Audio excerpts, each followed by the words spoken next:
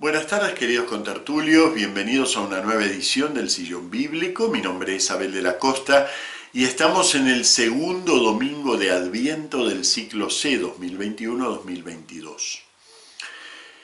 Si no supiéramos, porque tenemos el calendario litúrgico a mano, si no supiéramos que el domingo de Gaudete, domingo de Alegraos, es el que viene, realmente pensaríamos que es este. Miren las lecturas, ¿no? Son exultantes.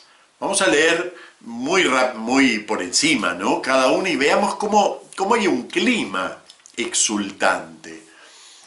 Baruch. Jerusalén, despójate del vestido de luto y aflicción que llevas y vístete las galas perpetuas de la gloria que Dios te concede. Miren qué hermoso comienzo, ¿eh? Pues me gustaría hablar un minutito del libro de Baruch. El Salmo, cuando el Señor hizo volver a los cautivos de Sion, nos parecía soñar, la boca se nos llenaba de risas, la lengua de cantares. Salmo muy tradicional, muy conocido, el Salmo de la vuelta del destierro. Filipenses, hermanos, siempre que rezo por vosotros lo hago con gran alegría, porque habéis sido colaboradores míos en la obra del Evangelio desde el primer día hasta hoy. Esta es nuestra confianza, que el que ha inaugurado entre vosotros esta buena obra, la llevará adelante hasta el día de Cristo Jesús. Retengamos esa idea del día de Cristo Jesús. Y terminamos con el Evangelio. El Evangelio es como un golpe de platillos, ¿eh? Después de contarnos que el emperador Tiberio y el gobernador tal y el tetrarca tal y el otro tetrarca, termina con esta frase magnífica que tiene un gran arraigo en la Biblia, un gran sentido bíblico. Toda carne verá la salvación de Dios.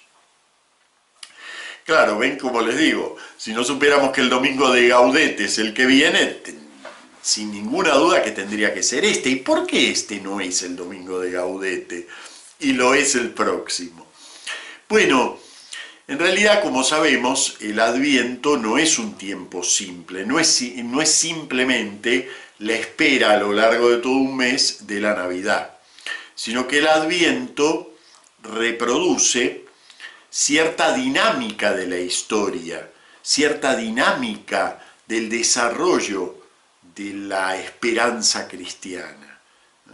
Hace 2000 años el Verbo se hizo carne, es decir, Dios apostó decididamente por el hombre y se hizo hombre. Hace 2000 años. Y entonces diríamos, bueno, ya está con nosotros. Lo dice Mateo. Le pondrás por nombre Emmanuel, Dios con nosotros. Está con nosotros. El reino está entre vosotros. Entonces, ¿cómo? ¿Por qué yo no lo veo? ¿Por qué la historia sigue siendo lo que es? Si Dios ya está entre nosotros desde hace 2000 años. Bueno, porque ese está entre nosotros, va creciendo. Recuerden la parábola preciosa de San Marcos de la semilla que crece por sí misma, ¿no? Va creciendo ocultamente, incluso sin que nadie se dé cuenta, hasta la plena manifestación de Cristo. Está esa manifestación que llamamos la parusía, la aparición, la manifestación total. San Pablo lo acaba de decir con esta expresión, el día de Cristo Jesús, ¿no? Entonces, la historia del hombre desde Cristo tiene una doble trama. Si yo la miro en apariencia, es una historia de decadencia, de todo va a peor. Tenemos ese esquema metido adentro, todo tiempo pasado fue mejor, así que todo va a peor. Pero ocultamente está ocurriendo algo que marcha hacia su plena manifestación. ¿Y en qué consiste esa plena manifestación? O sea, si hablamos de una parusía, ¿qué es lo que aparece, lo que se manifiesta? Toda carne verá la salvación de Dios. Es una cita de Isaías, pero que en realidad la trabajó mucho San Lucas para que llegara a expresar esto, esta especie de acento conclusivo. Está casi empezando su Evangelio, es capítulo 3, versículos 1 al 6. Y uno diría, ¿por qué quiere eso tan conclusivo si está recién empezando el Evangelio? Bueno, porque con Juan Bautista concluye, para San Lucas, algo. ¿Qué concluye? El tiempo de la profecía, el tiempo de la espera, el tiempo de la promesa que podría torcerse y no realizarse. Mientras que comienza el tiempo de una promesa que ya está metida en la carne. Toda carne verá la salvación de Dios. Esa frase es muy fuerte bíblicamente. Quizás a nosotros la palabra carne, un poco por herencia del dualismo grecolatino, ¿no? Carne y espíritu, y otro poco por herencia del moralismo, en donde la carne la asociamos a los pecados sexuales, perdemos de dimensión la importancia que tiene la palabra carne en la Biblia, ¿no?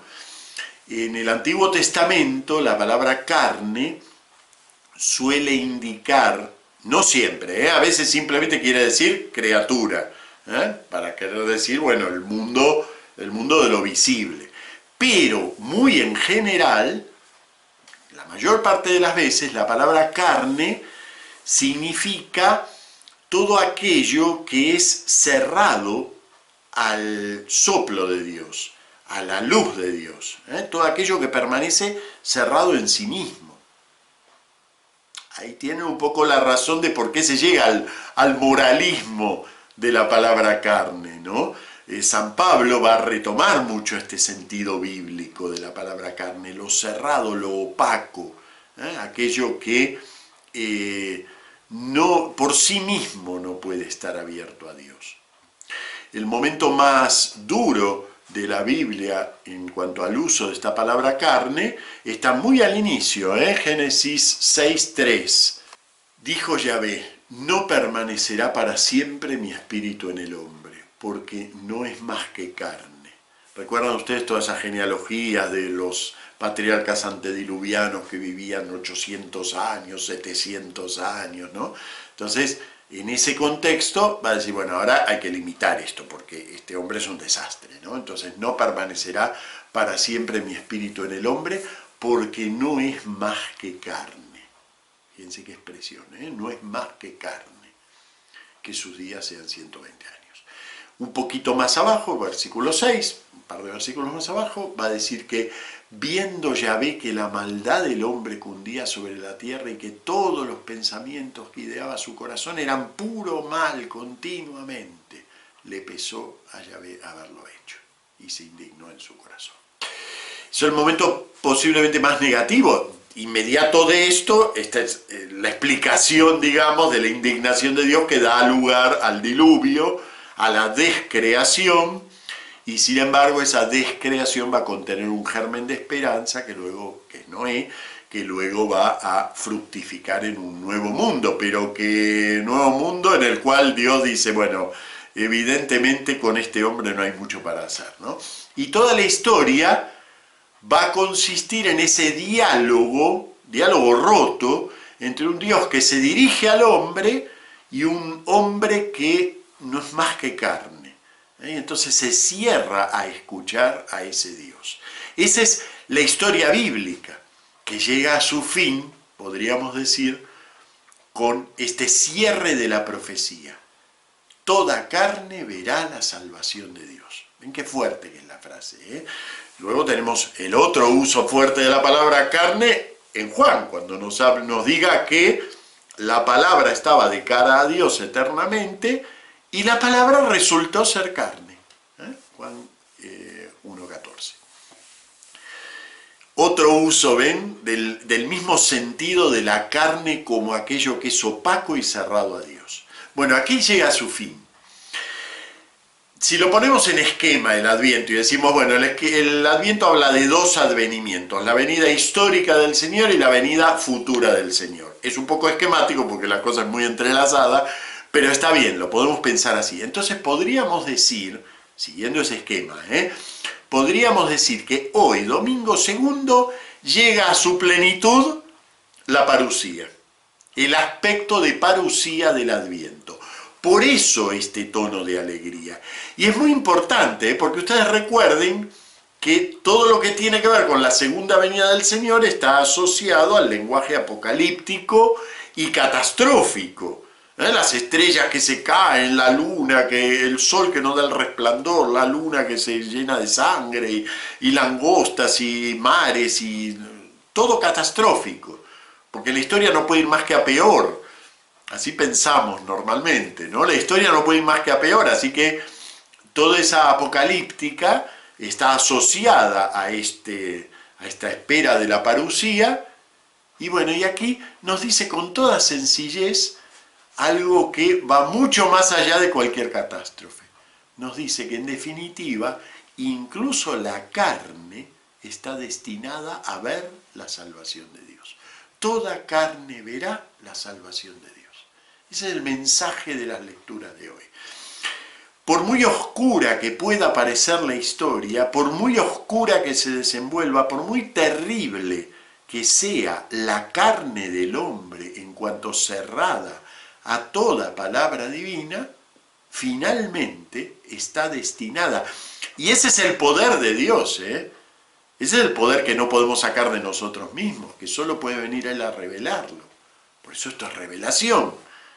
Toda carne está destinada esencialmente a ver la salvación de Dios. Ahora, a partir del domingo próximo, ya queda poco para la Navidad, a partir del domingo próximo podríamos decir que ya va a estar más acentuado el aspecto de la venida histórica, hasta que decisivamente en el 17 de diciembre se empieza a hablar concretamente de la venida histórica. Pero ya todo se encamina hacia la venida histórica. ¿Ven? Hoy llega a su fin la historia entera, una línea de ese Adviento. Bueno, vamos a ver cómo proceden estas lecturas, cómo dicen eso o por qué lo dicen así. De primera leemos Baruch. Baruch es un librito muy breve, lo leemos tan poquito, bueno, además que es breve, lo leemos muy poco en la liturgia. Nos aparece 2 veces en las dominicas, una es hoy, ciclo C, y otra es, no me acuerdo si es la sexta o séptima lectura de la noche pascual, pero claro, saben que en la noche pascual de esas 7 lecturas, 3 se pueden omitir, o sea que el pobre Baruch siempre termina omitido. Y después se lee 2 veces, 2 fragmentos en un viernes, me parece, un sábado del tiempo ordinario, ¿no? No es una lectura dominical. Así que se lee muy poquito. El libro de Baruch no es de los más importantes del Antiguo Testamento, ni mucho menos. Es un libro más bien marginal, es un libro del conjunto llamado deuterocanónico. Es decir, los 7 libros de los cuales no hay original, pertenecen al Antiguo Testamento, pero no hay original hebreo, el original es griego. Por supuesto, los especialistas discuten si hubo alguna vez original hebreo o si fueron escritos desde el principio en griego. En este caso, es uno de los libros que se considera que desde el principio fue escrito en griego, no en hebreo. Y por un detalle muy curioso, ¿no? Y lo tenemos justo en la lectura de hoy, por eso lo menciono, ¿no? Que es el único libro en toda la Biblia en donde a Dios se lo llama el Eterno. No el Dios eterno, ni el Espíritu eterno, es decir, no eterno como adjetivo, sino eterno como sustantivo. El Eterno. La única vez, el único libro en toda la Biblia que usa esa expresión. Como eso no es posible en hebreo, solo es posible en griego, entonces es uno de los elementos que hace que los especialistas digan, bueno, aquí no hubo original hebreo. Bueno, eso lo tenemos aquí en la lectura de hoy. El libro de Baruch es un libro llamado pseudoepigráfico. Miren qué nombres tan rimbombantes hoy, deuterocanónico, pseudoepigráfico. Bueno, es deuterocanónico porque entonces pertenece al grupo de los libros cuyo original, el idioma original que le conocemos es en griego, haya o no ha habido original hebreo. Por lo tanto, es uno de esos libros en los que consiste la diferencia del Antiguo Testamento católico y protestante. Este libro no está entre los libros de los protestantes, solo lo tenemos nosotros.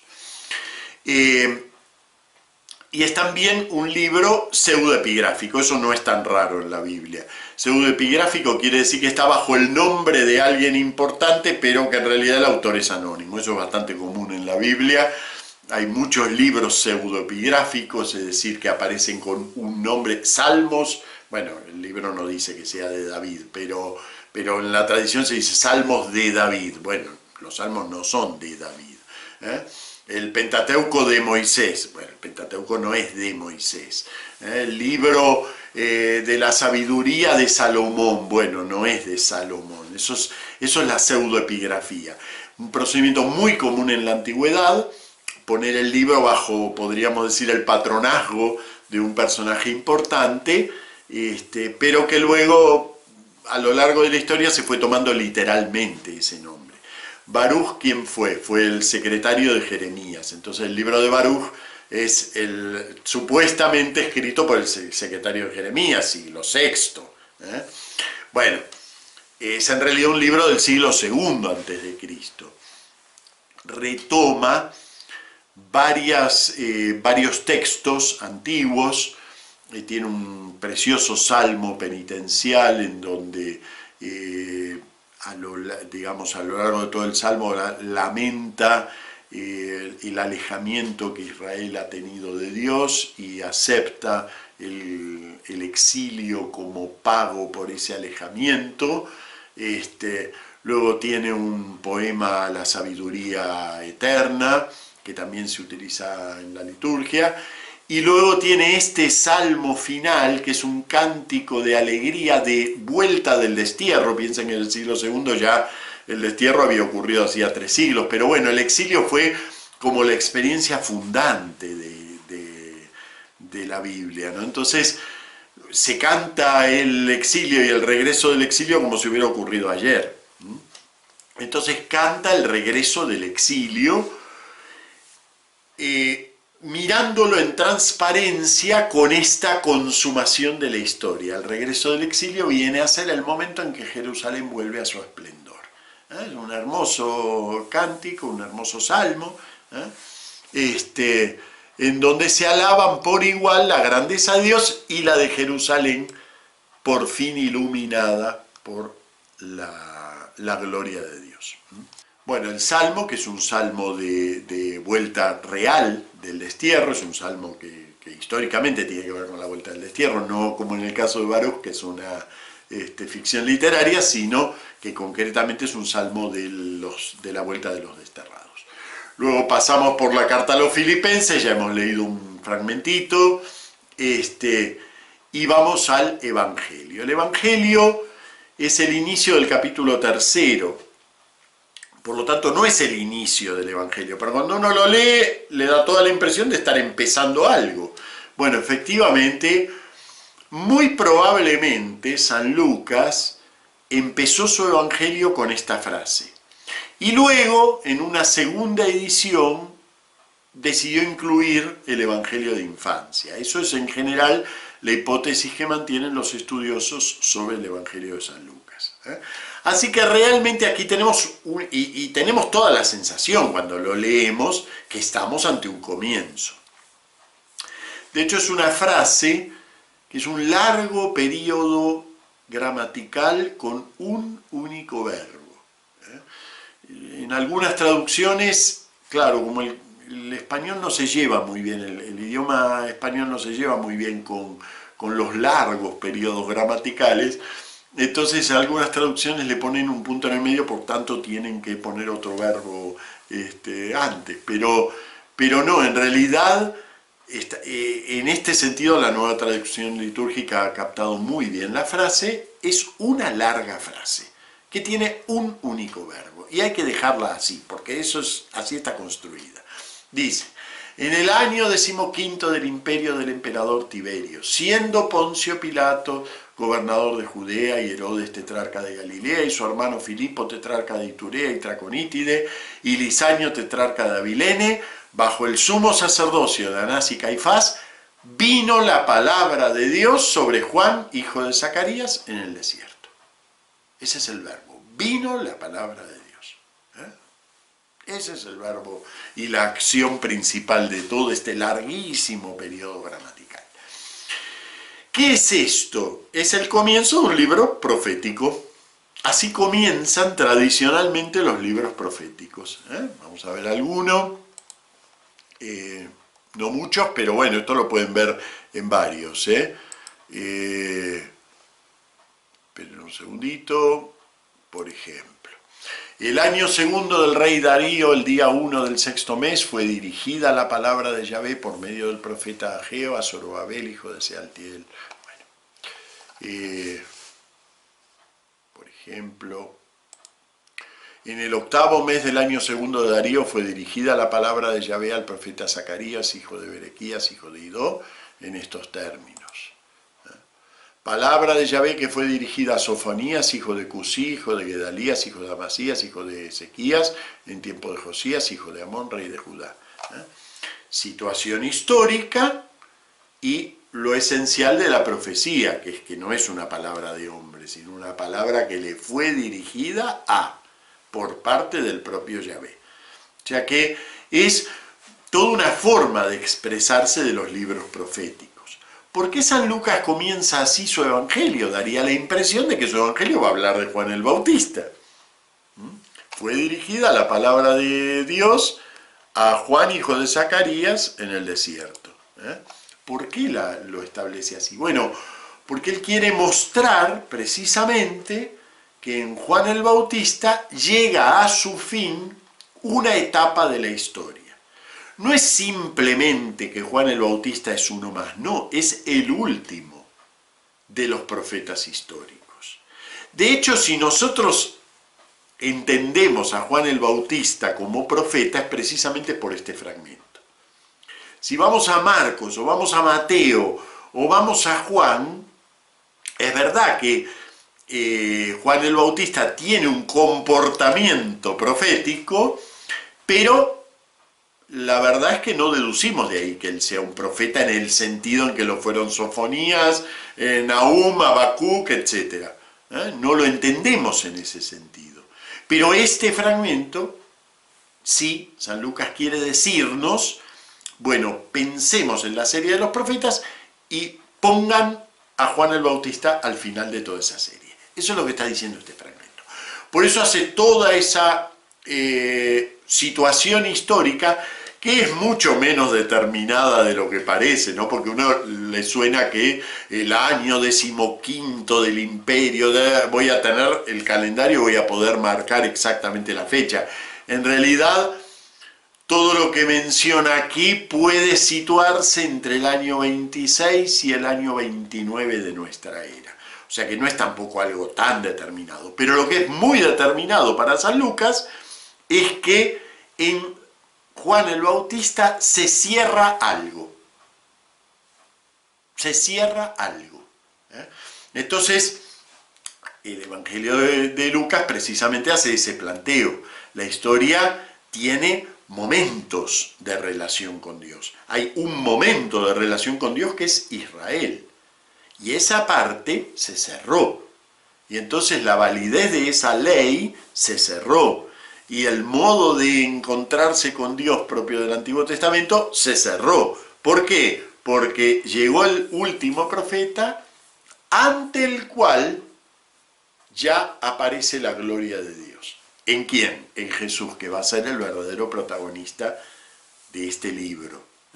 Claro, cuando luego le añade el Evangelio de Infancia, ya lo conocemos a Jesús del Evangelio de Infancia. Pero si nosotros comenzamos la lectura aquí, y está muy bien comenzarla aquí, todavía es un misterio lo que va a pasar en la historia. Toda carne verá la salvación de Dios. ¿Y cómo? Bueno, y ahí va a aparecer Jesús a ser bautizado, etcétera, etcétera. ¿Cómo lo dice? Lo dice por medio de una cita del profeta Isaías, del segundo Isaías, el inicio del libro de la consolación, Isaías 40. En la tradición evangélica figuraba como cita profética 43. Voz que grita en el desierto, preparad el camino del Señor, allanad sus senderos. Esa era la cita interpretativa con la que los primeros cristianos entendieron la misión del Bautista. Muy posiblemente eso forma parte de la propia autoconciencia del Bautista. Él se veía como voz que grita en el desierto, por tanto, así llega a la tradición cristiana esa interpretación. Sin embargo, San Lucas explora la cita de Isaías y la extiende un poquitito más, precisamente para que llegue a toda carne verá la salvación de Dios. Prácticamente tomó la cita literal de la versión de los 70, pero le quitó una expresión. Y se la quitó para que precisamente quedara acentuado esto de toda carne. La cita de Isaías dice, esperen un segundito, dice, se revelará la gloria de Yahvé y toda carne la verá.